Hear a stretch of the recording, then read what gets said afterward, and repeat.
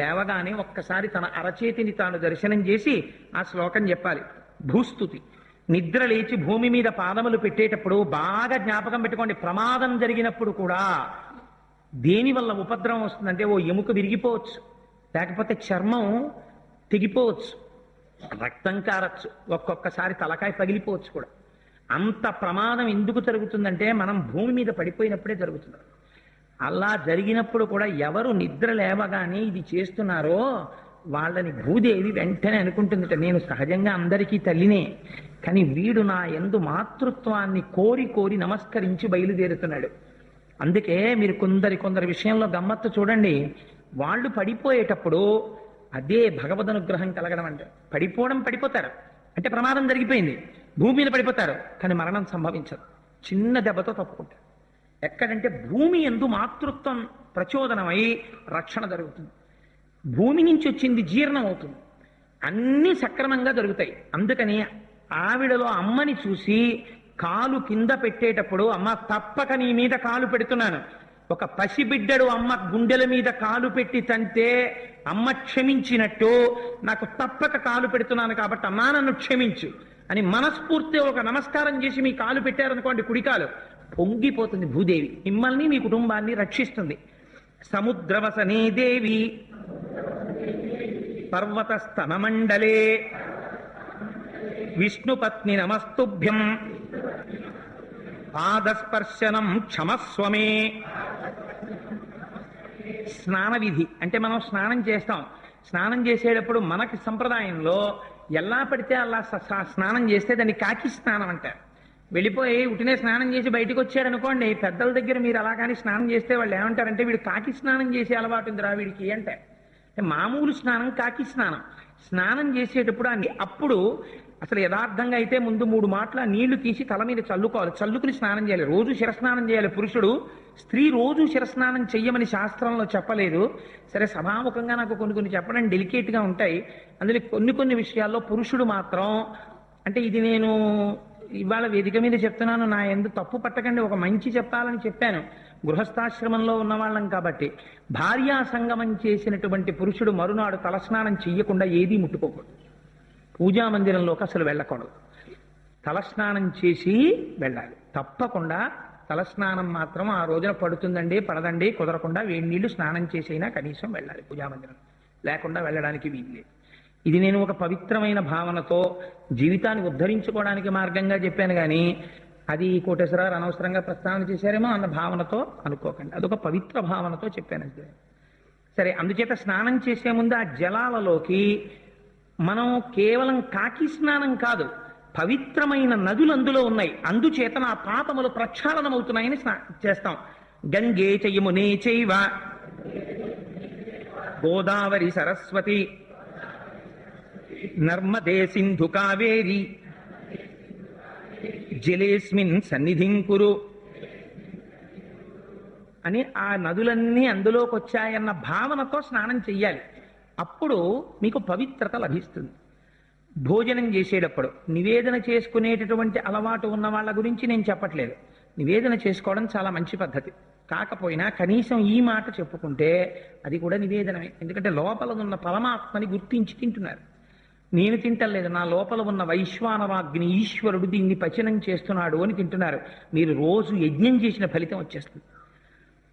అహం వైశ్వానరో భూత్వా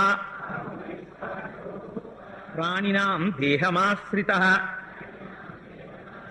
ప్రాణాపాన సమాయుక్తః పచామ్యన్నం చతుర్విధం. సాయంకాలం అసుర సంధ్య వేళ అవుతుంది. అసుర సంధ్య వేళ అయినప్పుడు వెంటనే ఇంట్లో దీపం పెట్టాలి. దీపం పెట్టకపోతే ఏమవుతుందంటే అదంతా కూడా ఇంకా భూత ప్రేత పిశాచాదులు లేచి ఆకలితో తిరిగేటటువంటి సమయం. విషక్రిములు మొదలైన రజోగుణ తమోగుణ ప్రభావం విశేషంగా ఉన్నవి రాత్రులు ఎక్కువసేపు తిరుగుతాయి. అందుకే రాత్రి ఎక్కువసేపు తెలివిగా ఉండే అలవాటు ఉన్నది అంటే వాడి యందు ఏదో దోషం ఉన్నది అని గుర్తు. రాత్రి వాడు తొందరగా నిద్రపోయి తెల్లవారుజామున తొందరగా లేస్తాడు అంటే వాడి యందు సత్వగుణం ఉన్నది అని గుర్తు. ఏంటి, కొంతమంది 9ంటికి పడుకుంటాడని వెటకారం ఆడుతుంటారు. అలా వెటకారం ఆడకూడదు, చాలా మంచి అలవాటుని గుర్తించుకోవాలి.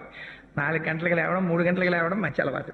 సరే, అందుచేత ఆ సంధ్యాదీపంలో పరబ్రహ్మాన్ని చూస్తాం. ఆ సంధ్యాకాలమునందు ఇంట్లో వెలిగిన దీపం ఉందే, పోనీ కరెంట్ లైటే అవనివ్వండి, కరెంట్ లైట్ వేసానంటే వేయకూడదు, ఓ శ్లోకం చెప్పాలి, వేసి వెంటనే నమస్కారం చేసి, ఇది సంధ్యాకాలమునందు నా ఇంటి యందు ప్రవేశించిన పరమాత్మ, దీని రక్షణ చేత, దీని వెలుతురంతటా కొడుతోంది, దీని రక్షణ చేత నా ఇంటిలోకి ఏవీ ప్రవేశించవు, ఇది రక్షిస్తోందని చెప్పాలి. దివ్య జ్యోతి పరం బ్రహ్మ దీప సర్వతమోపహ దీపేన సాధ్యతే సర్వం సంధ్యాదీపం నమోస్తుతే. ఎంత అందంగా ఇచ్చారో చూడండి. రక్షణ పొందడానికి నిజంగా మహానుభావులు చెయ్యని విధి. రాత్రుల్లో పడుకుంటే నిద్ర పట్టట్లేదండి అంటారు కొంతమంది. అటువంటి వాళ్ళు సౌండ్ స్లీప్ అంటారే, ఆరోగ్యానికి మంచి నిద్ర పట్టాలి. మంచి నిద్ర పట్టాలంటే ఏ ఏ మహాపురుషులను ఒక్కసారి స్మరించి పడుకుంటే గాఢ నిద్ర పడుతుందో చెప్తున్నారు. పైగా వాళ్ళ గురించి మీరు తెలుసుకుని నిద్రపోయేటప్పుడు ఒక్కసారి ఆలోచించి పడుకున్నారు అనుకోండి, అది సమాధి స్థితి అయిపోతుంది, విశేష పుణ్యం. అగస్త్యో మాధవశ్చైవ ముచుకుందో మహాబలః కపిలో మునిరాస్తికః పంచైతే సుఖశాయినః. ఒక చోట అయితే అన్నారు, కొన్ని ఊళ్ళల్లో అదేంటి ఎక్కువగా పాములు, తేళ్లు, జెర్రిలు ఇలాంటివి తిరుగుతుంటాయి. అలాంటి చోట మీరు ఏదైనా దీక్ష వహించి భూశయనం చేస్తున్నారనుకోండి, మీరు పడుకున్నప్పుడు తెలియకటుగా ఒక పాము రావచ్చు, ఒక తేలు రావచ్చు, ఒక జెర్రి రావచ్చు. ఎవరు ఈ శ్లోకం చెప్పి పడుకుంటున్నారో అటువంటి వారి దగ్గరికి పాము వచ్చినా సరే అస్తిక మహర్షి యొక్క పేరు తలుచుకు పడుకున్నాడు కాబట్టి పడగ కూడా విప్పదట. అగ్నిహోత్రాన్ని చూసి పాము దూరంగా వెళ్ళిపోయినట్టు వెళ్ళిపోతుంది. విషక్రిములు కూడా దగ్గరికి రావు. నిద్ర యందు రక్షణ వహిస్తుంది. అంత గొప్ప శ్లోకం అది. అలాగే కొంత ఇతపూర్వం చేసినటువంటి పాపముల వల్ల లేకపోతే వ్యగ్రత వల్ల పీడకలలు వచ్చి భయపడిపోతుంటారు. అలా రాకుండా ఉండాలంటే రామం స్కందం హనుమంతం వైనతేయం వృకోదరం శయనే స్మరణే నిత్యం దుస్వప్నస్తస్య నశ్యతి. మనకి ఈ కంటితో చూడ్డానికి వీలుగా భగవానుడు 2 రూపములలో కనపడతాడు. ఒకటి సూర్యుడు, ఒకటి చంద్రుడు. సూర్యుడిని మీరు కన్నెత్తి తేరిపారి చూడలేరు చాలాసేపు, చంద్రుడిని చూడొచ్చు.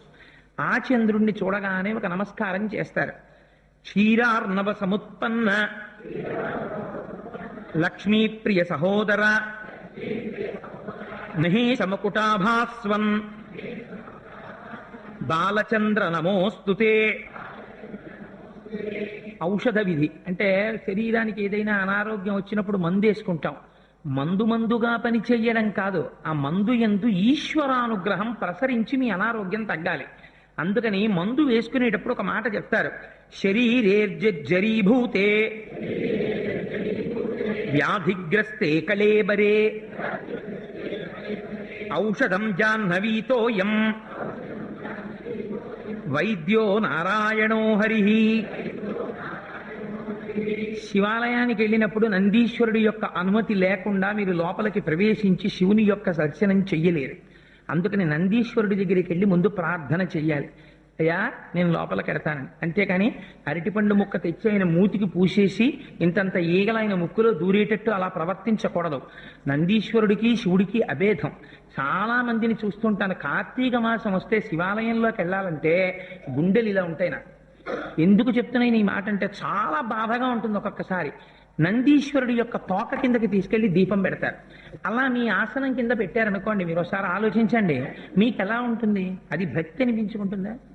నందీశ్వరుడి పక్కన దీపాలు, నందీశ్వరుడి తోక కింద దీపాలు, నందీశ్వరుడి మూతికి తీసుకెళ్లి అరటిపండు ముక్కలు, ఆయన కర్మ కాలిపోయిందా? శివుడి వంక చూస్తూ మహానుభావుడు రమిస్తూ ఉంటే అదంతా భక్తి. ఆయన నిండా ఇంతంత ఈగలు అవి వెళ్ళి ఇలా కొమ్ములు పట్టుకునేటప్పటికీ తెలియక ఎవడైనా అలవాటు మీద వృషస్య వృషణం స్పృష్టవా అని ఆయన అవయవం పట్టుకుందామనేటప్పటికీ ఆ భక్తుడి చెయ్యి కాలుతుంది. పక్కన దీపాలు ఎట్టేస్తారు. కింద నించోడానికి ఉండదు. ఆ శివ నిర్మాల్యం తొక్కితే 7 జన్మల పుణ్యం పోతుంది. అందులో మహిమ్నాస్తుతిలో చెప్తారు. అలాంటిది తీసుకెళ్లి శివ నిర్మాల్యం తీసుకెళ్లి ఎక్కడ పడితే అక్కడ పారేస్తారు. చండీశ్వరుడి దగ్గరన్నా పెట్టాలి, ఎవరు తొక్కకుండానన్నా పెట్టాలి. అందుచేత ఆ నందీశ్వరుడి దగ్గరికి వెళ్ళి ప్రార్థన చేసి లోపలికి వెళ్ళాలి. నందీశ్వర నమస్తుభ్యం సాంబానంద ప్రదాయక మహాదేవస్య సేవార్థం అనుజ్ఞాం దాతుమర్హసి. నవగ్రహాలకి రోజు పూర్తిగా చెప్పలేకపోయినా ఆ గ్రహముల వలన మనం ఫలితాన్ని పొందుతాం కాబట్టి వాళ్ళ యొక్క సౌజన్యాన్ని అపేక్షించాలి. ఆదిత్యాయ చ సోమాయ మంగళాయ బుధాయ చ గురు శుక్ర శనిభ్యశ్చ రాహవే కేతవే నమః. అశ్వత్థ వృక్షం ఎక్కడన్నా కనపడింది అంటే మీకు ఈ కళ్ళతో చూడడానికి వీలుగా పరబ్రహ్మం కనపడినట్టే. అందుకే అన్నిటికన్నా ఎక్కువ చప్పుడు చేస్తుంటుంది అశ్వత్థ వృక్షం. దానంత అల్లరి ప్రపంచంలో ఇంకోటి ఉండదు. చిన్న గాలి వేస్తే చప్పుడు. నేను సామర్లకోటలో పనిచేసేటప్పుడు మా క్యాబిన్ పక్కనే ఉండేది. ఆ గాలి, ఆ చప్పుడు, ఆ చెట్టు చూసి సంతోషపడిపోతూ ఉండేవాడిని. సరే, అందుకని మూలతో బ్రహ్మరూపాయ మధ్యతో విష్ణు రూపిణే అగ్రత శివరూపాయ వృక్షరాజాయతే నమః. బాగా జ్ఞాపకం పెట్టుకోండి, మీరు ఎప్పుడైనా స్నానం చెయ్యక ముందే ఏదైనా ఒక చోటుకి వెళ్ళేటప్పుడు అమ్మో నేను అక్కడికి వెడుతున్నాను, కొంచెం పరిస్థితి భయానకమో అని మీకు అనిపించింది అనుకోండి, లేదా మార్నింగ్ వాక్ ఎడుతున్నారు అనుకోండి, మార్నింగ్ వాక్ లో కుక్కలు గడిచిన వాళ్ళు ఇంతమంది తెలుసు నాకు. మార్నింగ్ వాక్ లో ప్రమాదాలు ఉండవండి, అందులో కూడా ఉంటాయి ప్రమాదాలు. అందుకని స్నానం చెయ్యకుండా బయటికి వెడితే పొడి విభూతి పెట్టుకుని వెళ్ళాలి.